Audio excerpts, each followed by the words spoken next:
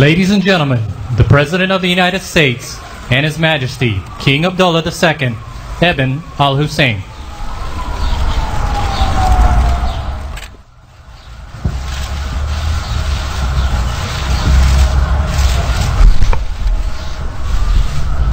Thank you very much. Your Majesty, thank you for being with us today. Very much appreciated.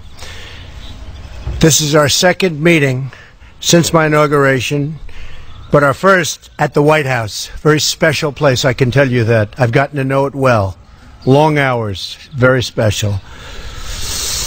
It's really an honor to welcome you here today, but before we begin, let me say a few words about recent events.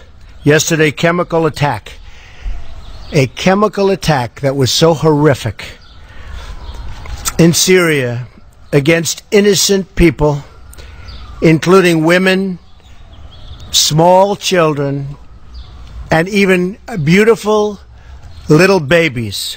Their deaths was an affront to humanity. These heinous actions by the Assad regime cannot be tolerated. The United States stands with our allies across the globe to condemn this horrific attack and all other horrific attacks for that matter. Your Majesty, Jordanians are known for their legendary hospitality, and we will do our very best to be equally gracious hosts. They're also known, however, I have to say this, for their fighting ability, and you are a great warrior, and we appreciate it. Thank you. The historical ties and close friendship between our two countries dates back 3/4 of a century. In that time, the Middle East has faced many periods of crisis and unrest, perhaps never like it is today, however. Through them all, America has looked to Jordan as a valued partner, an advocate for the values of civilization, and a source of stability and hope. I am deeply committed to preserving our strong relationship, which I will, and to strengthening America's long-standing support for Jordan. And you do have tremendous support within our country, I can tell you that. As we know, the Middle East and the entire world is faced with one of its gravest threats in many, many years. Since the earliest days of the campaign against ISIS, Jordan has been a staunch ally and partner, and we thank you for that. Jordanian service members have made tremendous sacrifices in this battle against the enemies of civilization. And I want to thank all of them for their really just incredible courage. So many have been lost, and we pay homage. So many. In King Abdullah, America is blessed with a thoughtful and determined partner. He is a man who has spent years commanding his country's special forces. He really knows what being a soldier is, that I can tell you. And he knows how to fight. The king has been a leader in calling for a plan to defeat ISIS once and for all. And I'm with you on that. We're both leaders on that, believe me. That's what we speak about today, and that is what we are going to do. And it'll be a shorter fight than a lot of people are thinking about, believe me. We've made tremendous strides, as we discussed. As you know, we had a very, very fine delegation come over from Egypt and also from Iraq. And they said more has been done in the last 6 weeks than has been done in years with the previous administration. And believe me, we're going to keep it that way. We will destroy ISIS, and we will protect civilization. We have no choice. We will protect civilization. King Abdullah and I also discussed measures to combat the evil and ideology that inspires ISIS and plagues our planet. In addition, we also acknowledge the vital role that Jordan has played in hosting refugees from the conflict in Syria. We have just announced that the United States will contribute additional funds to Jordan for humanitarian assistance. This aid will help countries like Jordan host refugees until it is safe for them to return home. The refugees want to return home. I know that from so many other instances. They want to return back to their home. And that's a goal of any responsible refugee policy. Finally, as we discussed, to advance the cause of peace in the Middle East, including peace between the Israelis and the Palestinians. And I'm working very, very hard on trying to finally create peace between the Palestinians and Israel. And I think we'll be successful. I hope to be successful, I can tell you that. The King has been a really tireless advocate for a solution. He's going to help me with that and help me at the highest level. And we will be consulting with him very closely in the days ahead. King Abdullah, I want to take this opportunity to thank you for your partnership. Working together, the United States and Jordan can help bring peace and stability to the Middle East and, in fact, the entire world, and we will do that. Thank you very, very much for being with us.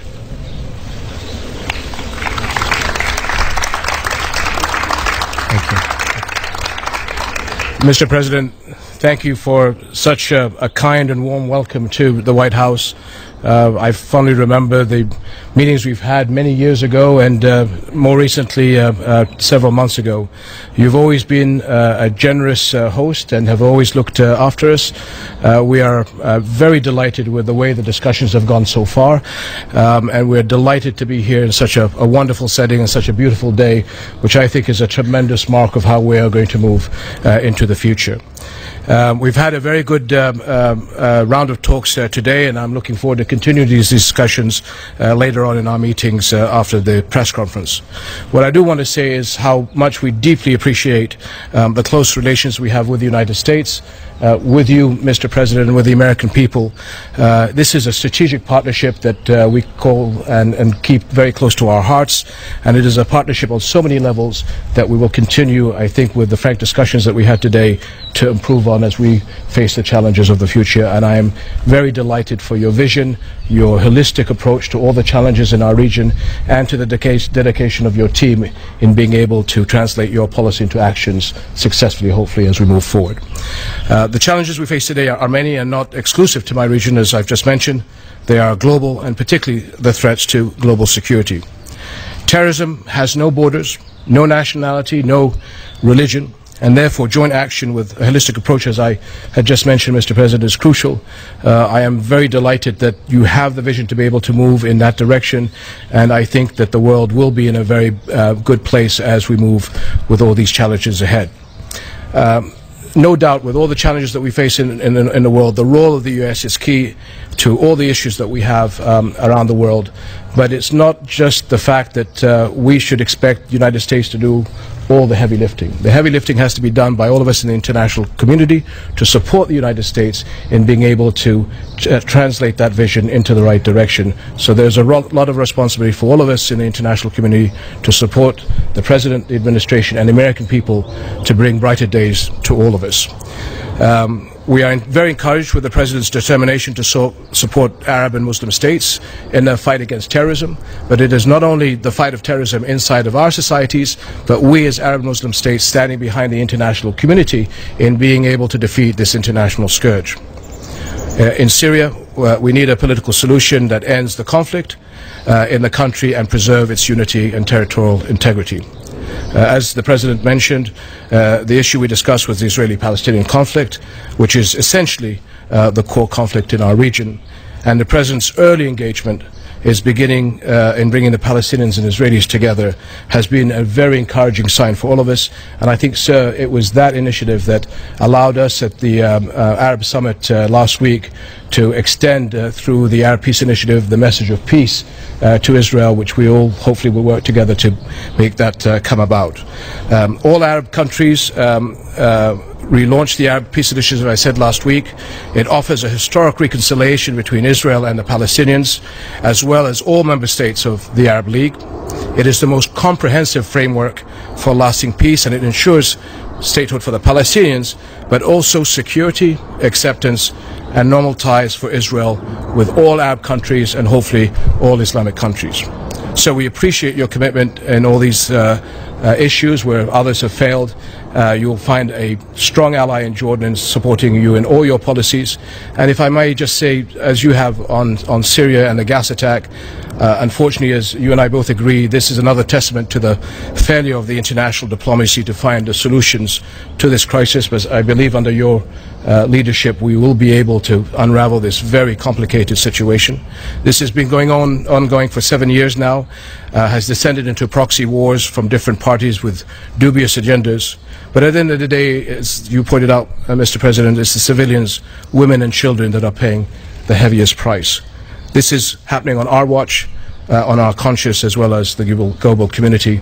And I know the passion and emotion that the President has expressed in how this should not be tolerated whatsoever. And this threshold of inhumanity and savagery that are being crossed every day is something that I know the President will not allow to happen wherever it may be, and I fully support and endorse the President in this issue. So I want to thank you, sir, because you have the outlook of looking not just at the Syrian challenges, but that of Iraq, Israel, Palestine, Libya, and everything that is in our region. So I think your message to all of us is a message of hope, and that's what I take away from this conference, and I thank you for all that you have done so far and all that you will do, sir.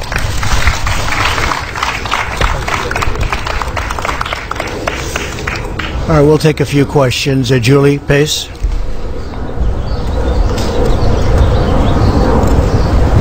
Thank you, sir. I have questions on Syria for both leaders, but if I could start with you, Mr. President. You've condemned the chemical attacks in Syria, but you also appeared in your statement yesterday to pin some of the blame on the Obama administration. You're the president now. Do you feel like you bear responsibility for responding to the chemical attacks, and does the chemical attack cross a red line for you? Well, I think the Obama administration had a great opportunity to solve this crisis a long time ago when he said the red line in the sand. And when he didn't cross that line after making the threat, I think that set us back a long ways, not only in Syria, but in many other parts of the world, because it was a blank threat. I think it was something that was not one of our better days as a country. So I do feel that, Julie. I feel it very strongly. To the chemical attack? I now have responsibility, and I will have that responsibility and carry it very proudly. I will tell you that. It is now my responsibility. It was a great opportunity missed. As you know, I'll be meeting with the President of China very soon in Florida, and that's another responsibility we have, and that's called the country of North Korea. We have a big problem. We have somebody that is not doing the right thing. And that's going to be my responsibility. But I'll tell you, that responsibility could have been made a lot easier if it was handled years ago. Before I move on to the king, can I just quickly ask you if the chemical attack crosses a red line for you? It crossed a lot of lines for me. When you kill innocent children, innocent babies, little babies, with a chemical gas that is so lethal, people were shocked to hear what gas it was. That crosses many, many lines, beyond the red line, many, many lines. Thank you very much. And, Your Majesty, if I could ask about refugees, your country has really borne the brunt of the refugee crisis in Syria. The President has signed travel bans that would block Syrians from coming to the U.S. If that goes into effect, what would the impact on your country and across the region be? Well, I think, as the President pointed out, most, if not all, Syrian refugees actually want to go back to Syria. And that what we're working with the United States and the international community is to be able to stabilize the refugees in our country, give them the tools so that as we're working with the solutions in Syria, we have the ability to be able to send them back as a positive influence into their economies. And again, the President and the Europeans are being very forward-leaning in being able to look after our host community. Tremendous burden on our country, but again, tremendous appreciation to the United States and the Western countries for being able to help us in dealing with that. Dalip, please. Your Majesty, how does the outcome of the recent Arab Summit help the U.S. In its policy to advance Palestinian-Israeli negotiations? Well, as I said, the Arab Peace Initiative came out with a resounding resolution to offer peace to the Israelis, to make them feel that they're accepted into the neighborhood, and to be able to support the President as he brings both parties together. And again, I have to remind people that very early on, there was an early engagement by the President and his team to the Israelis and the Palestinians to be able to see what he can do to bring them together. It is the core conflict for a lot of us in the region. The President knows this. He has his instincts in the right place, and working with his team, our job, as I said, is to do the heavy lifting. The Arabs are prepared to do whatever they can to bring Israelis and Palestinians together under the leadership of the President. Thank you. John Yang. Thank you, Mr. President. I'd like to follow up on Julie's question and press you a little more on Syria. How will you distinguish your policy and your actions on Syria from the inaction that you criticized of the previous administration? You say it's now your responsibility. What should we see, or what should we look for that will be different? And Your Majesty, I'd like to ask you, what gives you, this is now your second meeting with the President, what gives you the optimism that Mr. Trump will succeed in the Israeli-Palestinian conflict, where so many others have failed before him, to be a broker for peace? I like to think of myself as a very flexible person. I don't have to have one specific way, and if the world changes, I go the same way. I don't change. Well, I do change, and I am flexible, and I'm proud of that flexibility.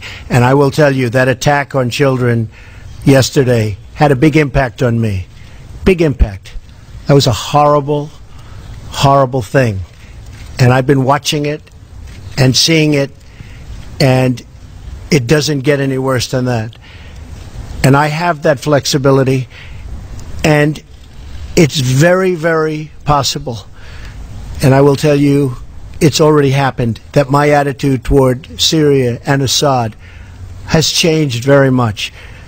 And if you look back over the last few weeks, there were other attacks using gas. You're now talking about a whole different level. So, as you know, I would love to have never been in the Middle East. I would love to have never seen that whole big situation start. But once it started, we got out the wrong way, and ISIS formed in the vacuum, and lots of bad things happened. I will tell you, what happened yesterday is unacceptable to me. Can I follow up, sir? Last year you seemed to be reluctant to get involved or to intervene in Syria directly. Is that one thing that's changed after yesterday? Well, one of the things I think you've noticed about me is militarily, I don't like to say where I'm going and what I'm doing. And I watched past administrations say, we will attack at such and such a day, at such and such an hour. And you, being a warrior, you would say, why are they saying that? And I'm sure you sat back in Jordan and you said, why are they saying that? I watched Mosul, where the past administration was saying, we will be attacking in 4 months. And I said, why are they doing that? Then a month goes by and they say, we will be attacking in 3 months, and then 2 months, and then we will be attacking next week. And I'm saying, why are they doing that? And as you know, Mosul turned out to be a much harder fight than anyone thought. And a lot of people have been lost in that fight. I'm not saying I'm doing anything one way or the other, but I'm certainly not going to be telling you, as much as I respect you, John. Thank you. Sir, I think on behalf of the President, what I saw was an early engagement by the President and his team with all of us in the region about the challenges between the Israelis and Palestinians. I had the honor of seeing the President and his team again in January, where this was discussed. The President understands the nuances and the challenges. I think he has the courage and the dedication to be able to do this. Like I said before, all of us have a responsibility to help the President push us over the finish line.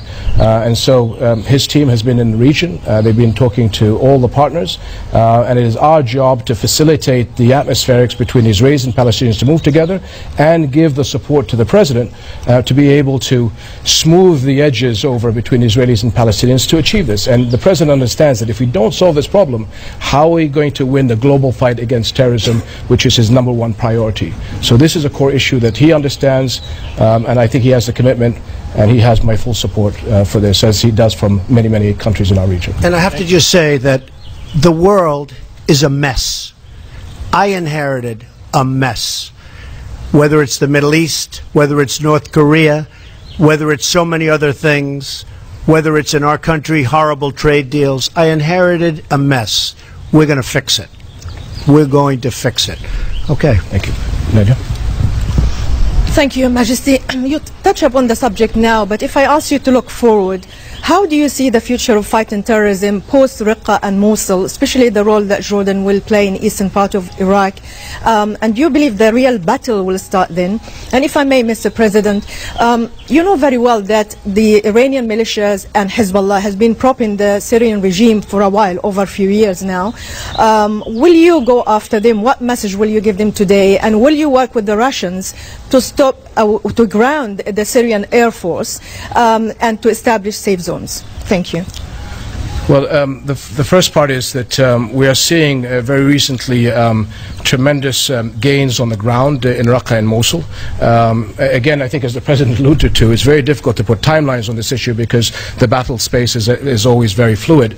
But I think that the war is being won on the ground. Having said that, terrorists are on the move. They'll be on the move inside of Iraq and inside of Syria, so that we have to make sure that we adapt our plans accordingly, and they move beyond borders, beyond our region and elsewhere.